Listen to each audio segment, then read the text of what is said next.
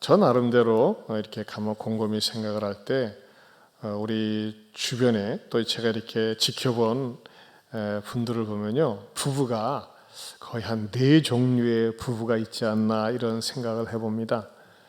첫째는 나쁜 부부가 있어요. 나쁜 부부. 왜 나쁘냐? 서로 감정이 나쁩니다. 서로가 상처를 주고받으면서 삽니다. 왜 삽니까? 자녀들이 있어가지고 어쩔 수 없이 그냥 괴롭게 사는 것입니다. 그 다음에 두 번째는 어떤 부부가 있을까요? 악한 부부가 있습니다. 악한 부부. 악다구니로 삽니다. 악을 쓰면서 삽니다. 수단과 방법을 가르지 않고 그냥 싸우면서 삽니다. 역시 자녀들 때문에 마지못해서 삽니다. 그리고 남편이 없을 때, 아내가 없을 때 엄마나 아빠를 서로 비난하고 공격하고 때로는 편 가르기도 합니다. 그래서 자녀들이 그렇게 생각을 합니다. 엄마 아빠는 왜 살까? 저렇게 맨날 싸우면서 왜 살까? 갈등을 계속해서 자녀들에게 안겨주기도 합니다. 세 번째는 그렁 부부가 있어요. 그렁 부부. 그런 거 그냥 지가 만든 말입니다. 그렁저렁 사는 것입니다. 좋은 것도 나쁜 것도 없고 그냥 부부니까 사는 거예요. 아무런 감정도 없습니다. 기계적으로 삽니다. 아무런 색깔도 없습니다. 그냥 숙명처럼 삽니다. 그 집안에 들어오면 서로가 말이 없습니다. 자기 역할만 하는 것입니다. 자, 이 세 종류 부부는 행복하지 못합니다. 그러나 좋은 부부가 있습니다. 좋은 부부. 좋은 부부는 그야말로 행복한 부부입니다. 시간이 지날수록 자꾸 발전해 갑니다. 삶의 목적이 있습니다. 어려운 문제는 같이 풀어가려고 합니다. 그리고 하나님의 도우심을 의존하면서 하나님의 은혜를 사모하는 그런 부부입니다. 왜 부부에 대한 말씀을 드리느냐? 어제가 무슨 날인지 아십니까? 부부의 날입니다. 우리 국회에서 부부의 날로 정한 지 7년이 되는 날이기도 합니다. 왜 하필이면 5월 21일을 부부의 날로 했을까요? 둘이 하나가 됩시다. 그런 의미에서 부부의 날로 정한 것입니다. 이 부부의 날로 국회에서 정한 것은 우리 기독교의 송기론 목사님이라는 분이 이렇게 주축이 되어져서 만들었습니다. 여러분들 가운데서 우리 가정은 행복하지 못해. 우리 가정은 재미가 없어. 불행해. 왜 저 인간을 만났나 모르겠어. 하면서 그렇게 앉아있는 분 계십니까? 하나님께서 치료해 주시고 또 말씀을 듣는 가운데 새 희망을 주시길 바랍니다. 우리 가정이 이 정도면 됐어. 나는 감사해. 그런 가정도 있을 거예요. 그런 가정은 더욱더 행복을 만들어 갈 수 있기를 바랍니다.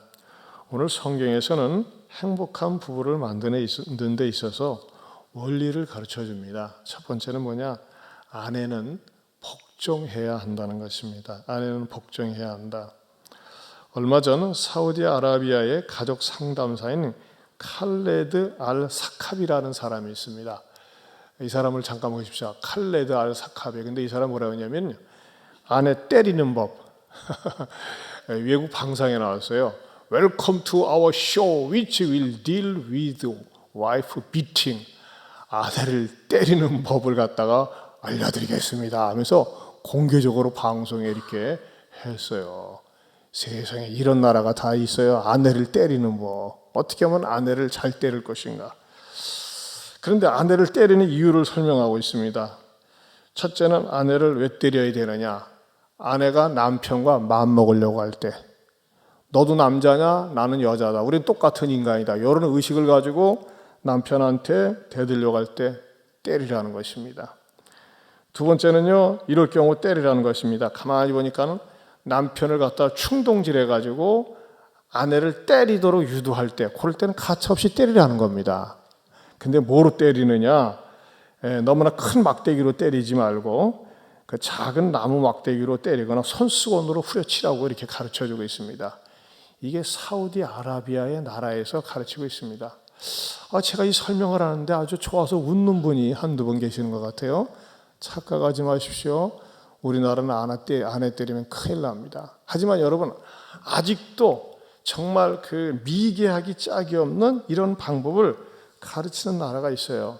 여러분, 지난번에 우리 이혜훈 의원이 와가지고 우리들에게 이렇게 특별한 간증을 하면서 아내를 때리는 4종류의 매를 갖다가 집안에 두고 있다는 새로운 정보를 들었어요. 참 얼마나 어리석고 미련한 그런 나라의 종교인지 모릅니다. 한마디로 얘기해서 이 무슬림이라고 하는 종교는 남성 우월주의를 강조하고 여성을 열등하게 대하고 지들 남자들은 말이죠, 아내를 4명이나 둬도 되고, 그리고 제가 볼 적에는 이 무슬림은 이 정욕적인 종교예요. 굉장히 이기적이고 정욕적이고 다른 데 구제하고 선행하라고 하는 것은 그건 이빨림에 불과한 종교가 바로 아주 싸납기 짝이 없는 이 무슬림 종교다. 저는 이렇게 얘기하고 싶습니다. 자, 그런데 이렇게 아내를 때리거나 아내를 갖다가 복종을 강요하는 게 기분 나빠 죽겠는데 오늘 성경에서도요 뭐라고 얘기하고 있어요? 아내들이여 자기 남편에게 복종하기를 주께 하듯하라. 여러분, 이 복종이라는 단어는 굉장히 좀 불편한 단어입니다. 복종, 순종과 복종은 다르죠. 순종은 내가 좋아가지고서 시키는 거 따르는 거고, 복종은 뭐예요? 마음에 안 내켜요. 기분 나빠요. 그냥 상황이 그러하니까, 환경이 그러하니까 마지못해 따른 듯하는 표현이 바로 복종이라고 하는 것입니다. 사실 우리나라도 유교의 그 영향을 받아가지고 여성들이 말을 많이 하면 어디서 여자가 말이 많아 하면서 말이죠, 몰아치거나 여자가 말이 많으면 뭐 집안이 망한다고 하면서 여성들을 비하하는 듯한 그런 얘기들이 우리 사회에 은근히 깔려 있는 것도 사실입니다.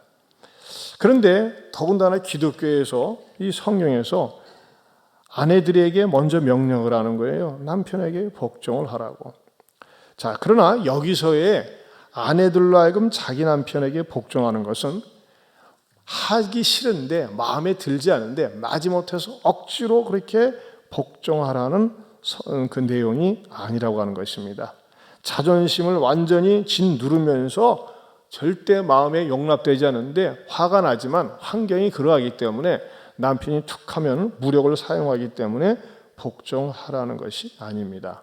여기에서 이 복종하라는 말씀 속에는 주님이 개입되어 있습니다. 22절 보면요, 아내들이여, 다시 같이 봅니다. 아내들이여 자기 남편에게 복종하기를 누구에게 하듯 하라? 주께 하듯 하라. 이 뒤에 말씀을 빼버리면 안 됩니다. 앞에 것만 강조하고 뒤에 것을 빼버리면 안 돼요. 남편에게 복종을 하는데 주께 하듯 하라는 것입니다. 여기서 주는 누굽니까? 구세주가 되십니다. 여기서 주님은 누가 되십니까? 우리의 구원주가 되십니다. 우리의 가정을 창조하신 분이기도 합니다. 영죽을 나를 위해서 십자가에서 고난당하시고 그 다음에 내 가정을 살리기 위해서 나를 살리기 위해서 부활하신 예수님, 그분이 바로 우리 주님이 된다고 하는 것입니다. 특별히 문제가 많고 툭하면 다투고 싸우고 깨어지기 쉬운 우리 가정을 유일하게 회복시켜 줄 수 있는 그분이 바로 우리 주님이 된다고 하는 것입니다. 여러분, 우리가 예수님을 알아가면 알아갈수록, 예수님을 배우면 배울수록 어떤 마음이 있습니까? 이런 마음이 있어요. 늘 아쉬운 마음이 있는데 찬송가 가운데서도 나의 기쁨 나의 소망 되시며 나의 생명이 되신 주 밤낮 불러서 찬송을 드려도 무슨 마음이요? 늘 하신 마음 뿐일세. 아쉬워요. 왜 아쉽느냐? 주님의 사랑, 주님께서 인도해 주신 것, 주님께서 축복해 주신 것을 생각하면 늘 아쉬운 마음이 있어요. 자, 주님께 대하여 아쉬운 마음, 죄송한 마음이 있다면 어떤 마음입니까? 주님을 더 사랑하고 주님이 무슨 말씀을 하시든지 그대로 순종하고 싶고 따라가고 싶은 그런 마음이 있습니다. 그런데 이런 마음을 가지고 남편을 대하라는 것입니다. 아내들에게. 그러면 이렇게 또 항의할 수가 있어. 물론요, 내 남편이 주님과 같은 마음을 가지고 있으면 복종만 하겠습니까? 남편을 위해서 숨겨도 하지요. 그렇게 얘기할 수 있습니다. 그래서 현대 그 여성들이 좋아하는 새로운 남편의 유형이 있습니다. 그게 신돈키호테 남편. 아, 진짜 좋은 남편이에요. 한번 따라서 해볼까요? 신돈키호테 남편. 신돈키호테 남편. 이게 뭐 약자냐면요.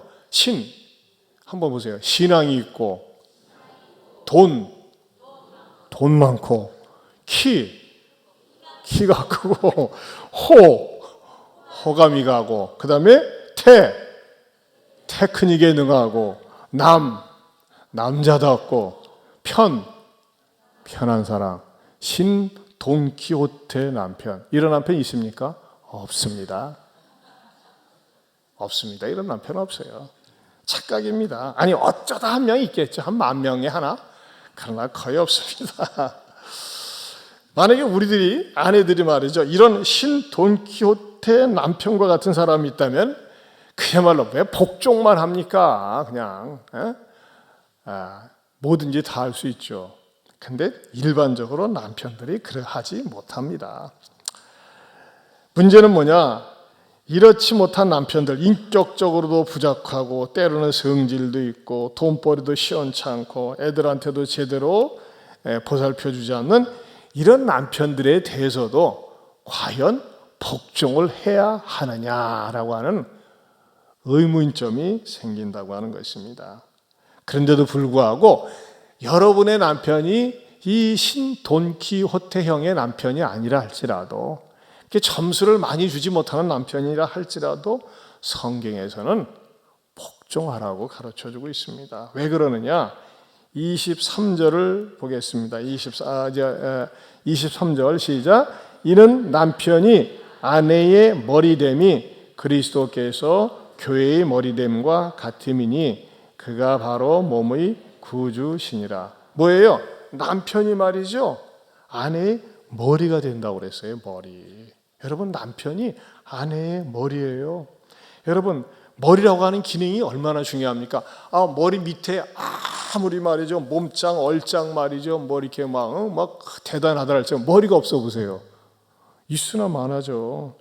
여러분, 몸의 기능은요, 머리가 지시하는 대로 움직이게 되어 있습니다. 근데 머리가 내 몸뚱아리한테 팔아 움직여라, 발아 움직여라, 뭐 이렇게 하라, 입을 열어라, 먹어라 하면서 머리에 그 뇌의 기능에서 명령하는데도 불구하고 몸이 까딱도 안 해. 제 멋대로 놀아. 이걸 갖다 뭐라고 그래요? 뇌가 마비이 됐다고 하는 거예요. 뇌성마비 환자들 얼마나 딱합니까? 몸이 말을 듣질 않아요. 자율신경이 마비가 되고요, 제 멋대로 움직이는 거예요. 여러분, 이와 마찬가지로 남편이 집안이 머리가 되지 못하고 남편이 집안이 발이 되고 남편의 권위가 완전히 무시가 될 때 그 집안은 어떤 집안이 됩니까? 뇌성마비 집안과 같다는 거예요. 여러분, 그런 의미에서 남편을 머리로 대해야 한다는 것입니다. 여러분, 종종 남자들이 바람을 피고 해찰하고 바깥으로 돌아다닐 때는요, 어떠한 경향들이 있냐면 아내가 이쁘기도 한데 너무 똑똑하고 잘났을 경우, 그런 경우들이 얼마나 많이 있는지 모릅니다. 아니, 당신은 말이지, 아내가 이쁘고 똑똑하고 때로는 좋은 직장에서 돈도 잘 버는데 왜 그래? 그러면요, 남자들이 뭐라고 하는지 아십니까?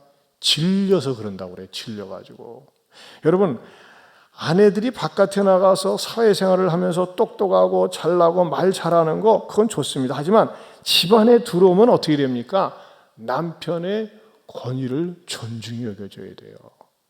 집안에 들어와서는요, 똑소리가 나서는 안 돼요. 집안에 들어와서는요, 똑소리가 아니라 덕소리가 나야 돼요. 집안에 들어와서는 아내가 남편을 잘 받도록 존중히 여겨야 된다고 하는 것입니다. 여기서 복종한다는 말은 아래에서 받들어준다, 잘 틀어준다는 그런 의미가 있습니다. 아무리 바깥에 나가서 아내가 똑똑하고 사람들한테 인정받고 그 능력과 그 스펙과 모든 것이 화려하다 할지라도 일단 안에 들어오면은 남편을 머리로 알고 존중히 여기는 마음과 귀하게 여기는 마음을 가져야 돼요. 그런데 만약에요, 남편이란 존재가 집안에 들어왔는데 무시를 당한다, 모멸감을 당한다. 견디지를 못합니다. 여러분, 어떤 남편은요, 퇴근하고 들어왔는데 여자가 소파에 앉아가지고 전화만 받고 있고, 왔어? 알아서 밥 먹어. 막 이렇게. 그거요, 남자 못 견딥니다. 여러분, 아무리 집안에서 일이 많고 급한 일이 있어도 남편이 문을 열고 딱 들어오면, 오셨어요. 일어나서 인사하고 받아들이는 거. 그게 뭐예요? 남편을 존중히 여기는 거예요. 남자들, 그렇습니까? 안 그렇습니까? 여기 대부분의 모든 남자들은 대우를 잘 받는 것인지 아니면 철저히 무시를 당하는 것인지 알아서 하세요. 그렇습니다, 여러분. 여러분, 아내가 아무리 훌륭하고 똑똑해도요, 가정에 들어와서는 남편의 권위, 특별히 이 남편의 결정권을 존중히 여겨줘야 돼요. 그래야지만이 행복한 가정이 된다고 하는 것입니다. 여러분, 절대 우리 아내들이 말이죠, 남편한테 자꾸 잔소리하고 바가지 긁으려고 하면 안 됩니다. 이거 여간 피곤한 거 아닙니다. 이거 뭐 꼭 제 아내 들으라고 하는 얘기는 아닙니다. 그렇다고 듣지 말라는 얘기도 아닙니다. 참고하라는 얘기입니다. 여러분, 남편이 말이죠, 잔소리와 바가지를 가지고 절대 변화되지 않습니다. 남편을 세워주고 인정해줘야 됩니다. 여러분, 서양 격언에 이런 말이 있습니다. 한 여자가 20년 길러놓은 남자를 다른 여자가 20분 만에 망칠 수 있다 그랬어요. 굉장히 의미심장해요. 그렇죠? 한 여자는 누구예요? 어머니가 20년 동안 길러놓은 남자를 다른 여자가 20분 만에 베릴 수 있다 이거예요. 그러지 않습니까? 그런 의미에서 여러분의 남편을 갖다가 세워줘야 됩니다. 여러분의 남편을 인정해줘야 됩니다. 좀 돈벌이가 시원치 않고 세상적으로 지위가 없고 세상적으로 내세울 거 없지만 여러분이 일단 결혼한 이상 여러분의 가정의 남편이라면 남의 편이 되어서는 안 돼요. 내 편이 되어야 돼요. 그래서 남편을 세워줘야 됩니다. 그렇기 때문에 여성들은요, 어떻게 남편을 대해야 됩니까? 지혜를 가지고 덕스러운 마음을 가지고 대해야 합니다. 그래서 잠언 9장 1절에 이렇게 말씀하고 있습니다. 같이 보겠습니다. 시작. 지혜가 그 집을 짓고 일국 기둥을 다 듣는다. 지혜롭게 세워져야 됩니다. 사랑하는 아내 여러분들이시여, 여러분의 남편을 세워주고 복종할 수 있기를 축원합니다. 아내들만 다 같이 아멘. 아멘. 남편은 안 해도 돼요. 이제 남편 차례. 두 번째, 남편은 다 같이 시작. 남자들만 시작. 어떻게 사랑해야 돼요? 정말 사랑해야 됩니다. 정말. 어떻게까지 사랑합니까? 25절 시작. 남편들아 아내 사랑하기를 그리스도께서 교회를 사랑하시고 그 교회를 위하여 자신을 주신 같이 하라. 여기 미성년자나 결혼하지 않은 사람들, 우리 자녀들 보면 오늘 예배 공쳤네, 나하고는 관계없네, 그렇게 생각할지 몰라요. 아니, 여러분들도 언젠가 아내가 돼요. 또 남편이 돼요. 부모가 돼요. 그래서 미리 들어놓고 미리 교훈을 받으면 좋은 거예요. 그 25절에 보면 교회를 사랑하시고 위하여 자신을 주신 같이 하라 그랬어요. 여러분, 남편들은 아내를 끔찍히 사랑해야 됩니다. 미스박, 미스 오한테 선물 주지 마세요. 예? 커피 갖다 주지 마시고 자기 아내한테 잘하세요. 왜 남의 여자한테 잘하고 자기 아내는 우습게 봅니까? 여러분, 예수님이 교회를 얼마나 사랑하셨다고 그랬어요? 교회를 사랑하신 같이 예수님은 핏값을 지불하고 교회를 사랑하셨어요. 여러분, 우리가 일반적으로 희생한다는 말을 쓸 때는 어머니가 자식들에게 쏟아붓는 사랑을 얘기할 때 핏값을 치렀다 그럽니다. 여러분, 그렇지 않습니까? 우리 어머니들이 자녀들을 낳을 때 핏값을 치르고 낳아요. 그래서 어머니의 사랑을 고귀하다고 하는 거 아닙니까? 그런데 우리 주님께서는요, 교회를 사랑하는데 핏값으로 사랑을 하셨어요. 예수님 자신이 피를 흘리면서 교회를 사랑하셨어요. 마찬가지로 남편들도 아내를 사랑하는데 그런 마음을 가지고 핏값을 치르듯이 희생적으로 아내를 사랑하라는 것입니다. 여러분, 아내는 연약한 그릇입니다. 아내요, 내 아내 운동 많이 해가지고 근육이 나보다 나아요. 아내요. 그렇지만은 본성이, 심성이 연약합니다. 아내를 갖다가 말이죠, 막가파식으로 대하거나 아내한테 폭언을 하거나 폭행을 휘두르는 거, 이건 정말 잘못된 것입니다. 아내를 때리는 거 세상에 제일 못난 일입니다. 못난 놈이에요. 못난, 수염을 뽑아버려야 돼요. 예? 아내를 때리는 남자들 절대 아내를 때려서는 안 돼요. 요즘은 거꾸로 돼가지고 목사님 말씀 조심하세요. 난 아내한테 맞습니다. 왜 맞을까요? 맞을 짓을 해서 맞는 거 아닌가? 아니에요, 여러분. 일반적으로는 아내가 남편 때리지 않습니다. 남성들이 더 폭력적인 경우가 훨씬 많습니다. 술 먹고 와서 아내에게 행패를 부리거나 자기 처갓집에 말이죠, 야 니네 장인 돈 좀 갖고 오라고 말이죠, 사업자금 갖고 오라고 막 아내를 닥달하거나, 이건 잘못된 것입니다. 여러분, 아내라고 하는 존재는 제가 늘 말씀드리지만 집안의 해가 아내예요.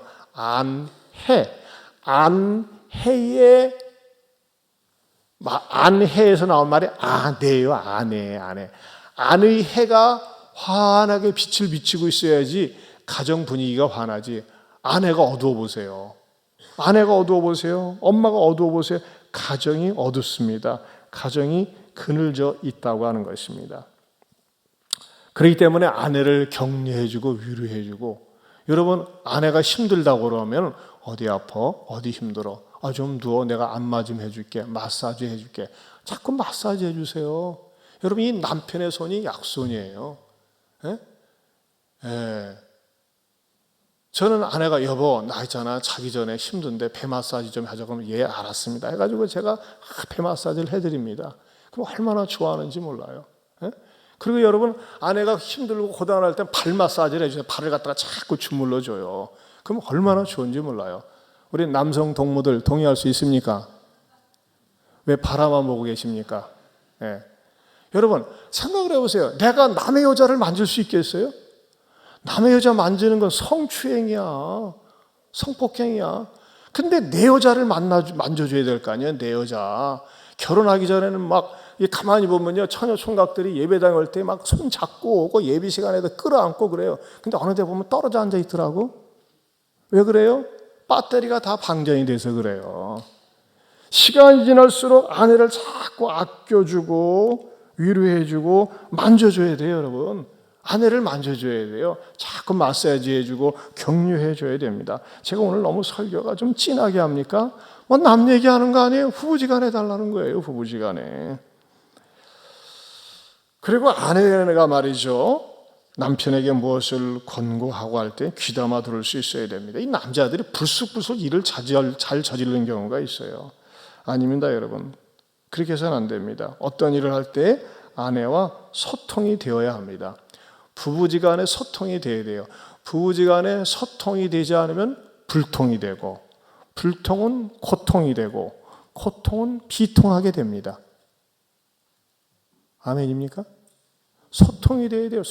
서로 소통을 하고 대화를 나누고 서로 의견을 교환하고, 그래서 이 부부지간에 서로 소통을 하고 교제 나누고 대화 나누는 모습, 오손도손 얘기를 나누고 의논하는 모습을 자녀들이 볼 때 그게 민주주의를 경험하는 거예요. 야, 우리 엄마 아빠는 어떤 문제에 대해서 때로는 경론도 벌이지만 대화가 잘 되는구나. 이것을 볼 때 바깥에 나가서도 자녀들이 대화하는 것을 배우는 겁니다. 엄마 아빠가 맨날 싸워보세요. 그럼 애도 맨날 싸우는 것밖에 못 배우는 거예요. 여러분, 아내에 대해서 즐거워하고 기뻐해야 됩니다. 전도서 9장 9절 보겠습니다. 다 같이 시작.